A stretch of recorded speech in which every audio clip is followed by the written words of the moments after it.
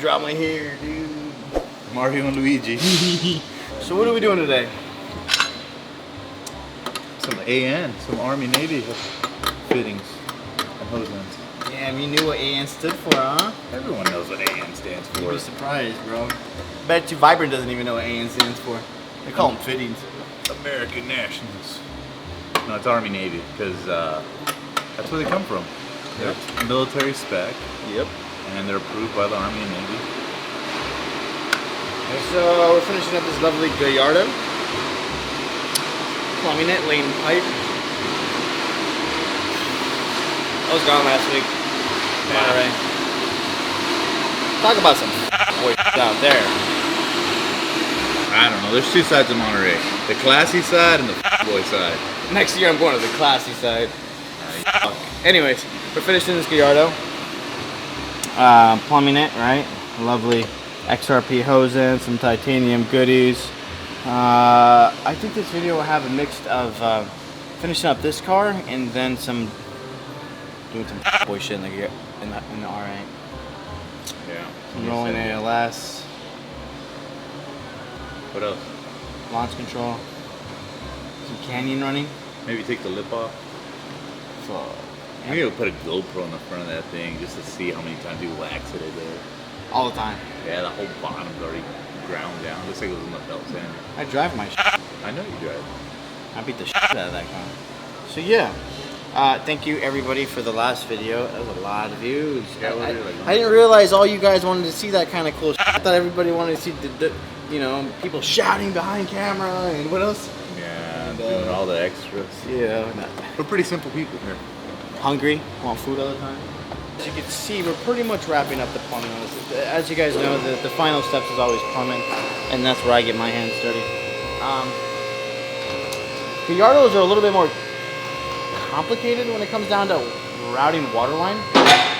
The way the engine sits in relation to the chassis is very different than like a 5.2 liter in a Huracan. 5.2 liter in a Huracan, you got a lot of room in the sides. This thing you don't. The headers are right there, so you don't really want to run the water lines on the side of the rails on this car like we do on the Gen 2 stuff, because it literally rests an inch or two away from the header, and it's like defeating the purpose of having heat exchangers if the water's going to be hot. So on the Gallardo we did a little bit different. We round everything through the middle, dropping on bank one side, running kind of in parallel to the transmission, and then through the tunnel. The engine on a Gallardo offsets a little bit more, so you have a little bit more room on bank one versus on a Huracan and Gen 2 R8. You don't have any room on either side. You gotta go to the side. So it's kind of cool. So we're just gonna run it through and go straight down the tunnel.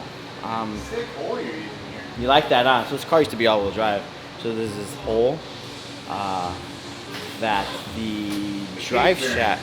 What do you call it? Cage bearing? Cage bearing that goes in the dirt. Used to go through there, so we're just putting our water lines through there. Nice little hole. The cool thing though with Gallardo is the front. I like the front layout of the trunk. Is a little bit easier to work with than a Huracan. I think the R8 Gen 2 is probably the most pain in the ass running water line through. It's always like a big, like a maze where we run route. Like I literally sit there for like, when we first did them, a long time trying to figure out the best way to run the hose through and not have it interfere with, axles, drive shafts, anything that rotates. You want to keep things away from rotating things. I'm pretty tired. I'm always tired. Yeah, people were saying that. I need to get some rest. That they're worried about your sleep. The past month, I literally worked till 8, 9 o'clock every night, 6 days a week, sometimes 7. I think the thing is, I'll tell you this, you're never going to have anything successful working 40 hours a week. You can what anybody tells you. Anybody that says, yo, I'm super successful. Now listen, the word success comes in many definitions. Let's talk about the one in particular that everyone refers to, financially successful. You're never going to be successful working 40 hours a week. You're never going to have a business, on top of the totem pole if you only work 40 hours a week, right? Do you know how many people have car businesses, clothing businesses, or here's a good one, this guy named Randall Pitch. He owns Live Fit.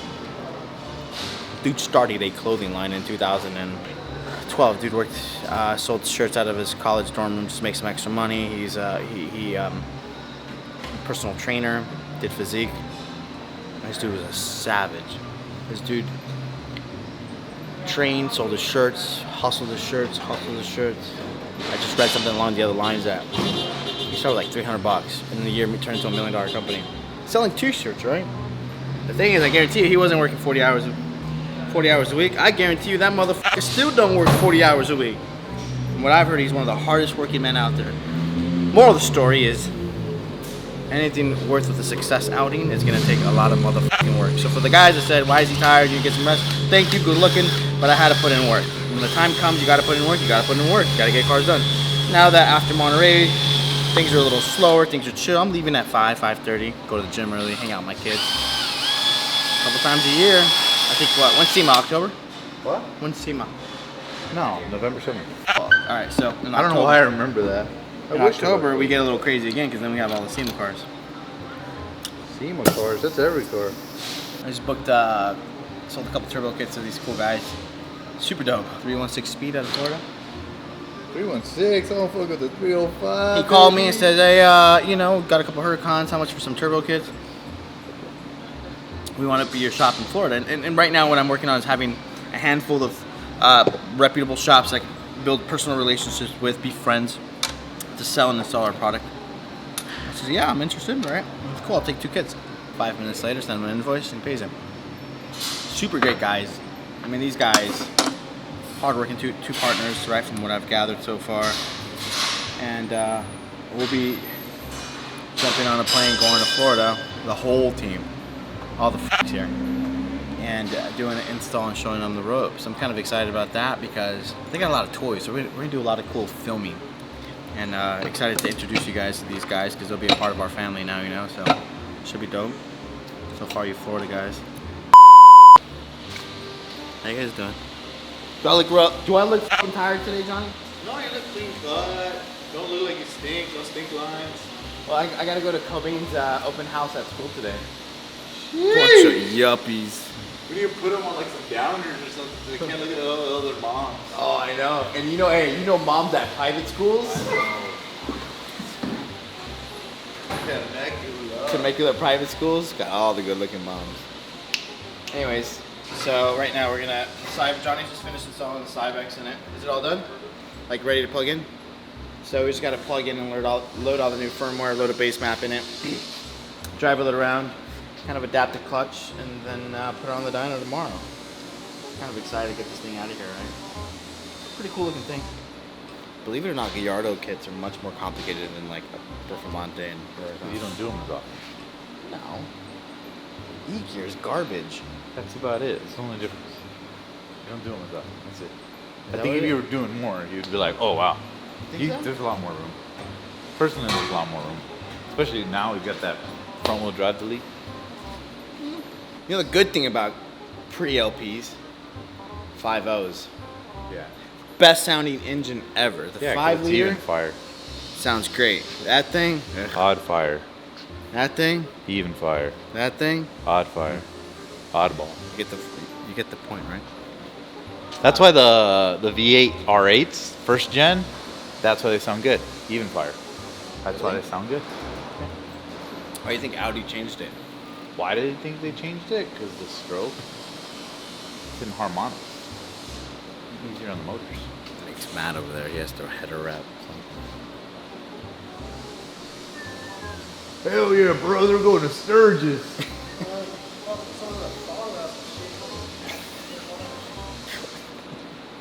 So the Motec development we've been doing it off of that car and that car. However, that car has got a clutch. That one has a stock clutch. So right before Monterey Car Week, we didn't have time, a spare 6 hours to put a clutch in it. So I figured I'd just continue developing because the development that we're doing is blips, shift points, etc., and the clutch wasn't as dramatic thing. So now that's like I'm beating up on the car, the clutch is slipping bad, super bad. So tomorrow morning, Johnny Boy is gonna rip it all apart and put a clutch in it so we can turn the jam up. Because right now it's super low boost, man. It's kind of slow. I mean, it's fast. Faster than McLaren 720s, but it's still not fast enough. So what we're gonna do is put the clutch in it, do the flex fuel, and turn the boost up to 15, 16 pounds of boost and make 1100 wheel. However, we're gonna go for a drive. I'm gonna show you some drivability stuff on it. Pretty cool. We can maybe do some rolling ALS in it, right? Hopefully it doesn't slip the clutch. The good thing about a standalone management is that you have clutch slip. It monitors everything. It monitors clutch slip, torque, etc. So it has clutch slip protection. So if it notices the clutch slips in an area it's not supposed to slip, it's gonna kill the car. Now it kills the car so you don't keep burning up the clutch and then stay stranded with no clutch. Have an OEM ECU teach you how to do that. Go ahead. I'll sit and wait while you write a program on a factory ECU to give you clutch protection. That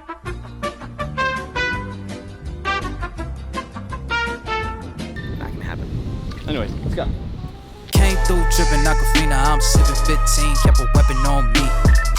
Blow make digits, I'm on true in the cut, ain't you on us, I'm super hungry. I'm not gonna eat the rest of these chips because I think it's pretty fucking gross. Last video, hearing myself chew. Anyways, last video, I think we did the initial drive with my RA, like super base map, nothing special. So, since last video, we have essentially done all the development. The car drives great, literally drives like a stock car, if not better. The blips, performance, like I just told you guys earlier, kind of fried my clutch already. And I knew it was gonna happen. I'm surprised it lasted the week that it did, especially going to Car Week Monterey, that whole crazy rally we did. I mean, literally we did 12 hours of nothing but beat on these cars non-stop through the canyons, straightaways, etc. So tomorrow we're gonna do the clutch. But another good thing about a standalone management is features like that. I mean, who thinks about that kind of stuff, right? Most people just think about, oh, you have fuel protection. What about clutch protection? Right? I mean, these dual clutch transmissions are, you know, slip clutches right out the box. They're not that strong.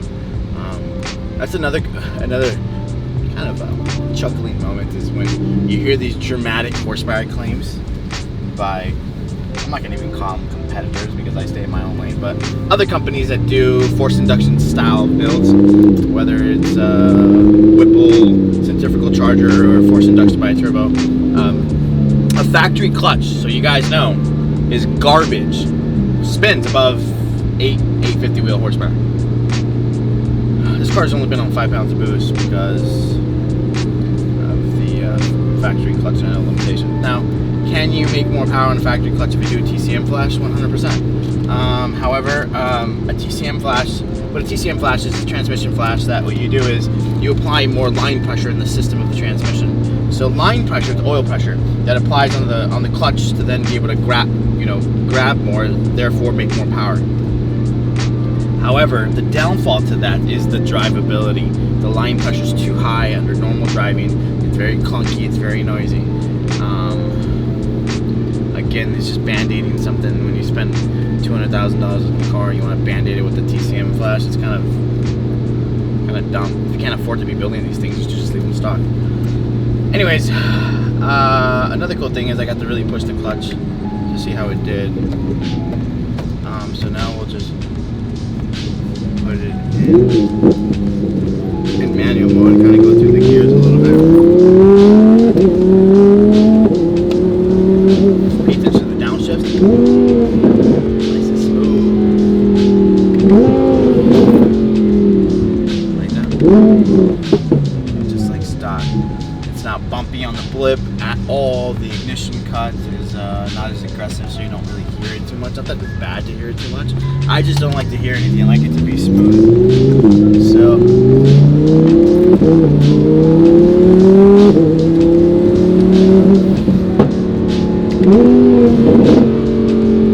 a bit of burble.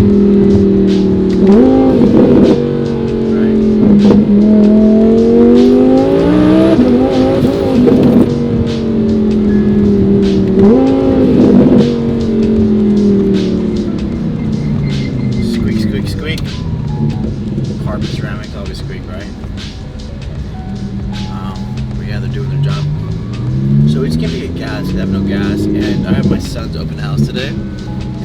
And I'm hungry, and chances are we won't go to dinner till after. So I'm gonna need a top ramen to hold me over. Yes, I know they're bad for you, but they're so good. So one of the coolest things about Motec is all sound loans have built-in ALS and stuff, you know? Stuff a factory computer can't do. So like,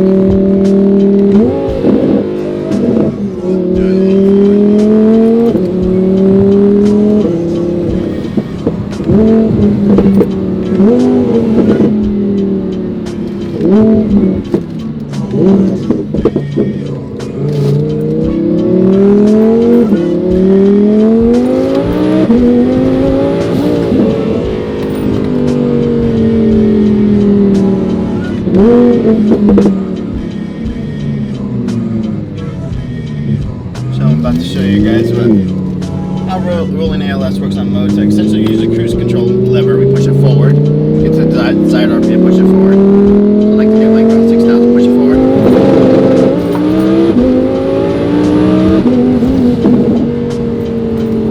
So that's how that works. Kind of cool, right?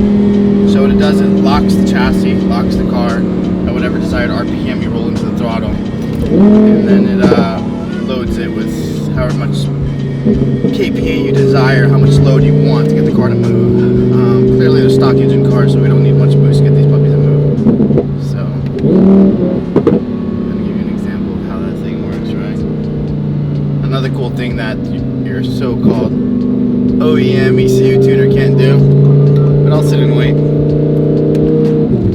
You know, it blows my mind how, I mean, to be honest with you, I don't even care to argue or go into people that, you know, well, you know, you get a turbo kit for X amount of money. By all means, go, because clearly you do not like to protect your investment.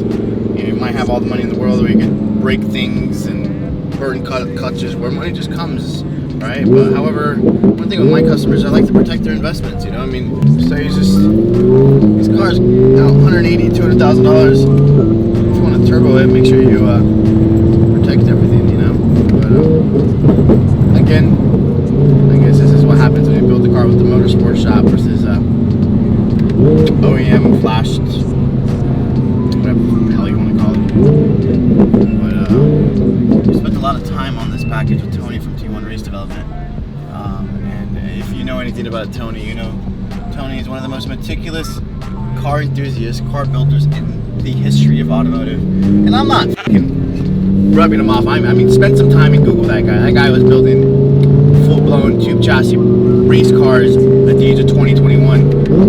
It's crazy. That guy is just natural talent. So, you know, I've worked with him for very many years, from the entry of the Honda stuff to now these things. But let's do some more rolling at ALS. So start a little higher, 5,055.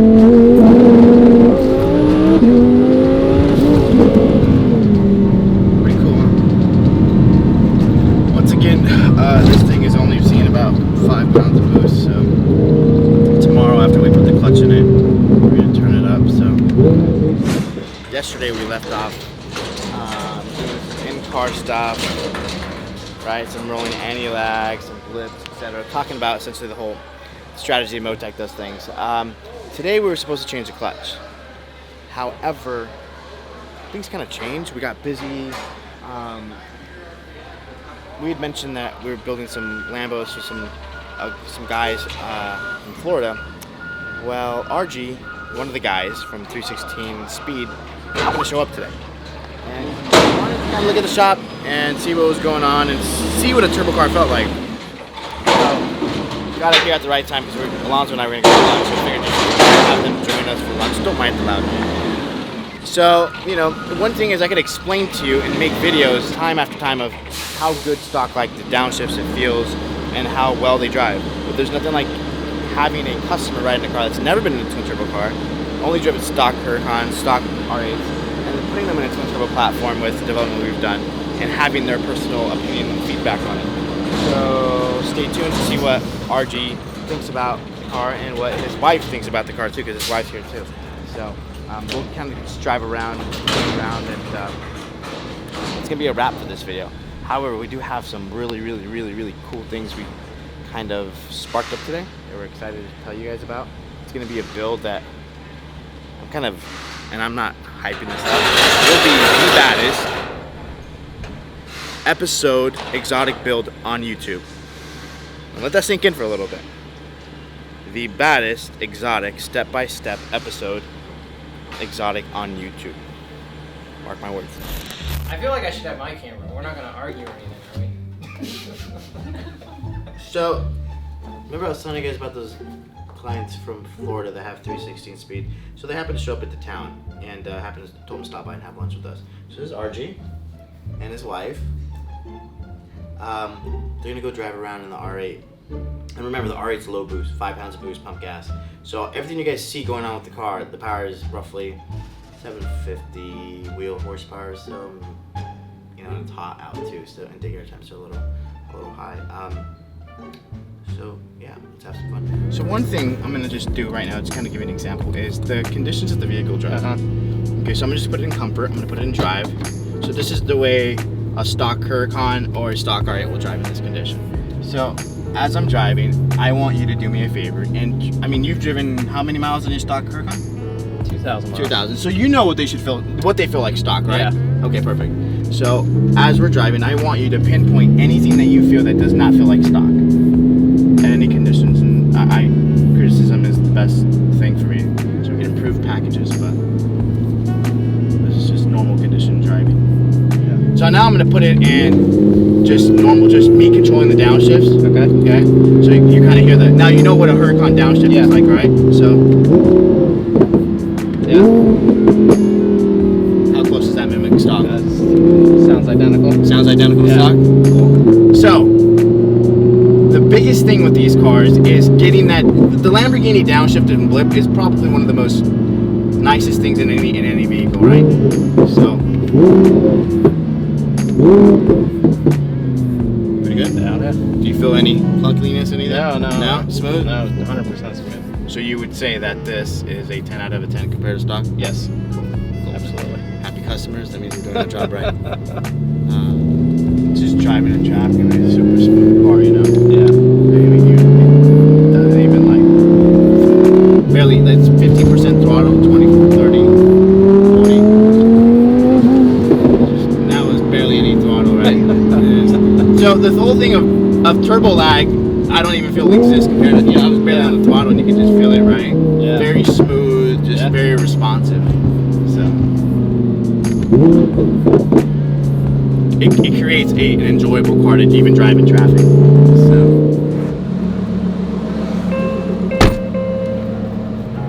Now let's get it on, let the spectacle.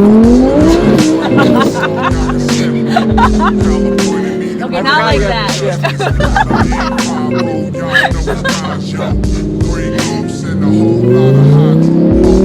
sound is just absolutely amazing. I love this. Oh yeah.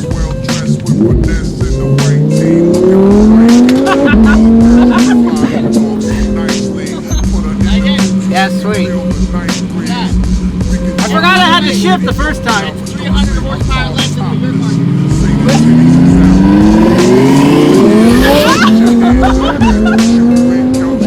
Oh my god!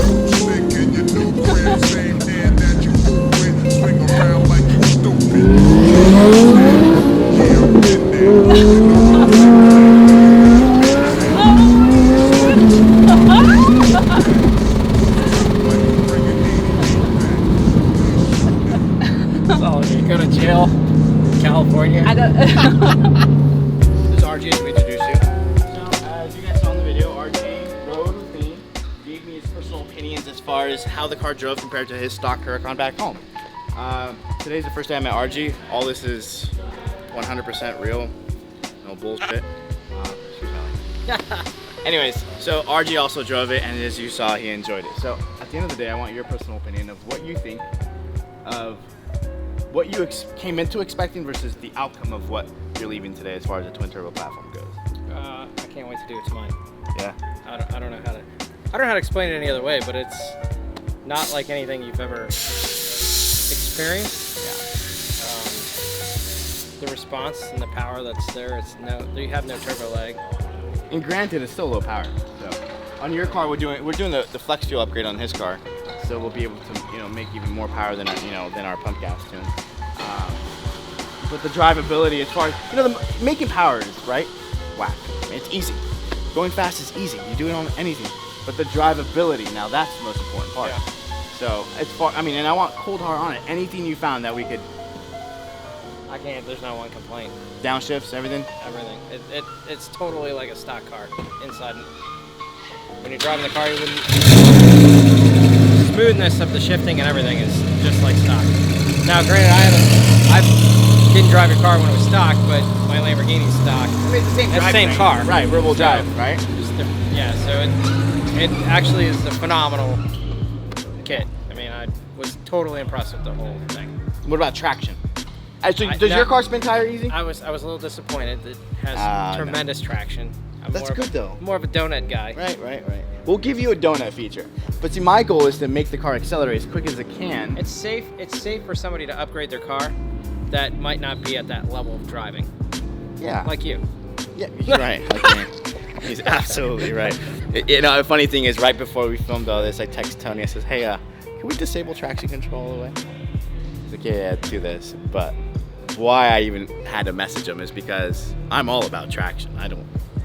I keep traction on. I'm not about traction. I'm more about donuts. It's the difference And between drifting you and I. around the corner. I come from getting You'd from rather point go like A to 150 oh, down the 100%. I'm all about going in a straight line. I'd rather do like maybe 130. No, I lie. I go faster. All right, so I think that wraps it. So get used to seeing this guy around. Yeah, we're gonna be around. We're gonna do some cool builds. Very exciting to do cool builds with like-minded people, right? And once again, he's an open book. Like we're an open book. We don't hide anything. They don't hide anything. And so I think. By the way, what I'd mentioned about building the ultimate exotic build on YouTube. We can't tell you yet, but it's coming soon. Very soon. You'll get to see it in the next video. How wild! Pretty wild.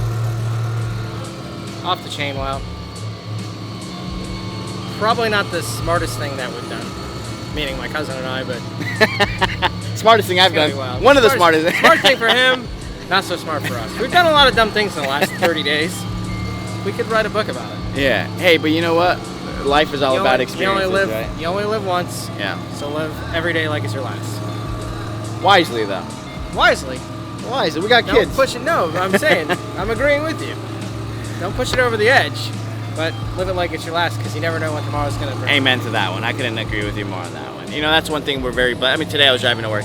I've had not a rough, but very, you know, a lot of moving things in my week, as every week is, to be honest with you. But today I was driving to work, and I was thinking about the fruits of my labor, right? Doing what we do, having great clients like, you know, RG, and being able to provide for everybody that works here a great life from a company that legitimately started out of a garage in 2012, selling Honda turbo manifolds. So, thank you. We'll see you later.